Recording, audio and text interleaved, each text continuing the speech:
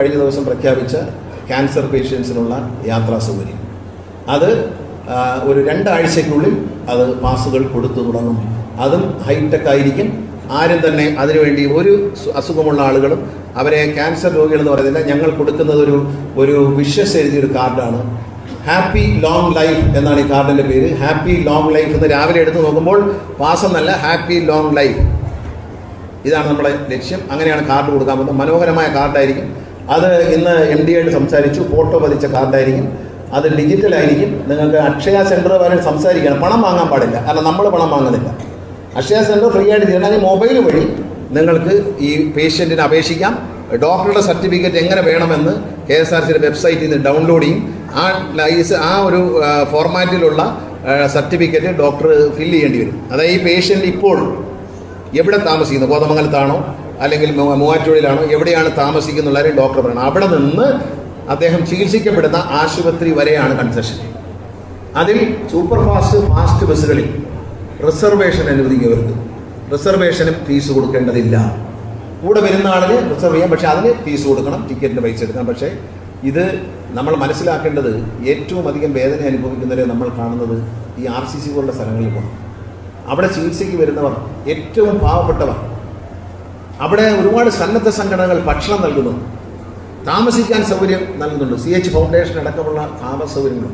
അതിനുവേണ്ടി അവർ അനുഭവിക്കുന്ന, പണമില്ലാത്ത പാവങ്ങൾ അനുഭവിക്കുന്ന, ഒരു വീട്ടിലൊരു ക്യാൻസർ വരിക എന്ന് പറഞ്ഞാൽ അവിടെ ഒരു രോഗം ബാധിതനുണ്ടായി എന്ന് മാത്രമല്ല, ആ വീടിൻ്റെ സർവ്വതും തകരെയാണ്. ആ വീട്ടിലെ എല്ലാ സാഹചര്യങ്ങളും മാറി മറിയും.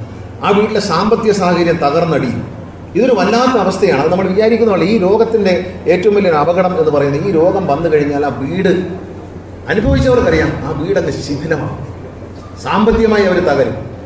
ഏറ്റവും ഈ ഗവൺമെൻറ് ഈ ഒരു പ്രഖ്യാപനം നടത്താനുള്ള കാരണം എന്ന് പറയുന്നത് ഈ അവസ്ഥ, ഈ ഒരു അവസ്ഥയിൽ സാമ്പത്തികമായും മാനസികമായും ശാരീരികമായും തകർന്നു നിൽക്കുന്ന ഒരു വ്യക്തിക്ക് സർക്കാർ ചെയ്യുന്ന ഏറ്റവും നല്ല കാര്യമാണ്. കാരണം അവർക്ക് അത്രയെങ്കിലും ഒരു ആശ്വാസം, ഒരു ചെറിയ ആശ്വാസം, ആ ആശ്വാസത്തിനെ കൊടുക്കുന്ന കാർഡിന് പുറത്ത് ഒരിക്കലും ക്യാൻസർ എന്ന വാക്ക് എഴുതാൻ പാടില്ല എന്ന് ഞാൻ തീരുമാനിച്ചു. അതുകൊണ്ട് തന്നെയാണ് ഒരു പേഷ്യൻ്റ് എന്ന് എഴുതുന്നില്ല, ആ കാർഡിൻ്റെ പേരും ആ കാർഡുമായി ബന്ധപ്പെട്ട് ലോക്കൽ ബസ്സുകളിൽ 2 സീറ്റ് റിസർവ് ചെയ്യും. ആ റിസർവ് ചെയ്യുന്ന സീറ്റിൽ മറ്റുള്ളവർക്ക് ഇരിക്കാം. പക്ഷേ ഈ പറയുന്ന ഹാപ്പി ലോങ് ലൈഫ് കാർഡുമായി വരുന്ന ഒരു വ്യക്തി വരുമ്പോൾ, കണ്ടക്ടർ ആവശ്യപ്പെടുമ്പോൾ സന്തോഷത്തോടെ മാറിക്കൊടുക്കും. ബലം പ്രയോഗിക്കാൻ വർത്താനം പറയാൻ നിൽക്കരുത്. സന്തോഷത്തോടെ മാറി കൊടുക്കണം. 2 പേരല്ല 3 പേര് വന്നാൽ ആ സീറ്റ് കൂടി നമ്മൾ ഒഴിഞ്ഞു കൊടുക്കണം. അതാണ് മനുഷ്യൻ്റെ നന്മ. ഇത് മാത്രമല്ല, ഞാൻ KSRTC ജീവനക്കാരോടൊരു ആഹ്വാനം, സ്നേഹത്തിൻ്റെ പുറത്ത് എൻ്റെ പ്രിയപ്പെട്ട സഹോദരന്മാരുടെ സഹോദരിമാരും പറയുന്നു, ഇത് തിരുവനന്തപുരത്ത് നിന്ന് ഈ കാർഡടിച്ച് കോതമംഗലം അടക്കമുള്ള ബസ് സ്റ്റേഷനിൽ എത്തിച്ചതിന് കൊറിയർ വഴി, KSRTC കൊറിയർ വഴി എത്തും.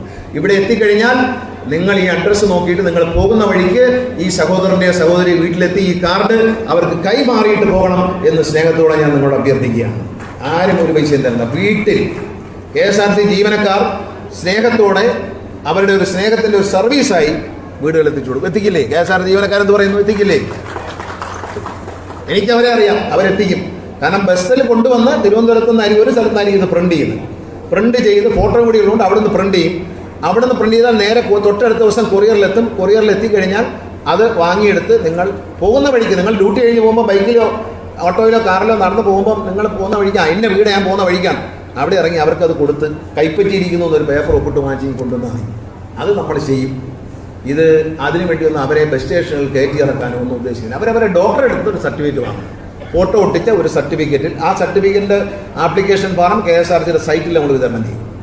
എന്നിട്ട് ഫോൺ വഴിയോ അല്ലെങ്കിൽ അക്ഷയമായി സംസാരിക്കാൻ CMD ചുമതലപ്പെടുത്തിയിട്ടുണ്ട്. പരിപൂർണമായി സൗജന്യമായി അക്ഷയ ചെയ്തു കൊടുക്കാമെന്നുണ്ടെങ്കിൽ മാത്രമേ അവർ കൊടുക്കൂ. അല്ലാത്ത പക്ഷം മൊബൈലിൽ തന്നെ ചെയ്യാമല്ലോ. ഇപ്പോൾ നിങ്ങൾക്ക് അറിഞ്ഞുകൊണ്ടെങ്കിൽ അടുത്ത വീട്ടിൽ താമസിക്കുന്ന ഒരാൾ ചോദിച്ചാൽ സുഖമായിട്ട് ചെയ്തു തരും. ചെറുപ്പക്കാർ പിള്ളേർക്ക് നന്നായിട്ട് ഈസിയായിട്ട് ചെയ്യാൻ പറ്റുന്ന ഒരു ഇതായിരിക്കും. ഈ സർട്ടിഫിക്കറ്റ് മാത്രം അപ്ലോഡ് ചെയ്യുക, ഫോട്ടോയും ബാക്കി കാര്യങ്ങൾ സാധനം വീട്ടിലെത്തും.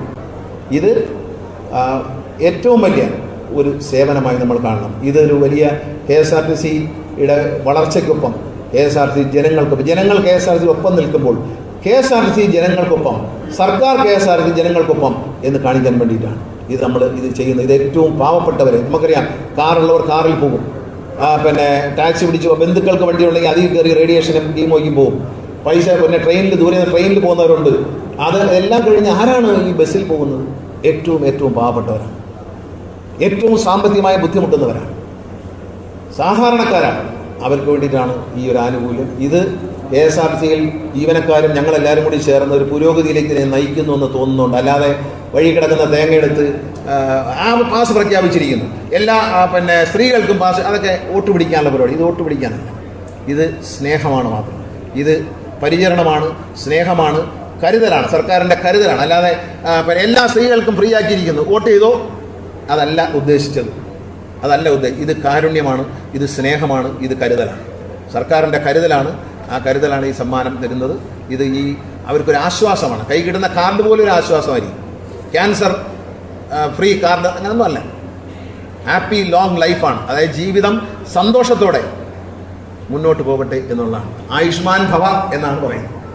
ആയുസ്സോടുകൂടി ഇരിക്കട്ടെ എന്ന പ്രാർത്ഥനയാണ് ഈ കാർഡിൽ പുറത്തു വരുന്നത്. മനോഹരമായ കാർഡായിരിക്കും, ആശ്വാസം നൽകും. നമ്മളത് വളരെ ഓരോ രോഗികൾ ഈ കാർഡ് കൊടുക്കുന്നവരുടെ എണ്ണം കേരളത്തിൽ ഇല്ലാതാകട്ടെ. നമ്മുടെ ഇന്നഫിഷ്യൻസി കൊണ്ടല്ല, രോഗികൾ ഇല്ലാതായിക്കൊണ്ട് ഈ കാർഡ് കൊടുക്കുന്നവർ കേരളത്തിൽ ഇല്ലാതാകട്ടെ എന്നാണ് ഞാൻ പ്രാർത്ഥിക്കുന്നത്.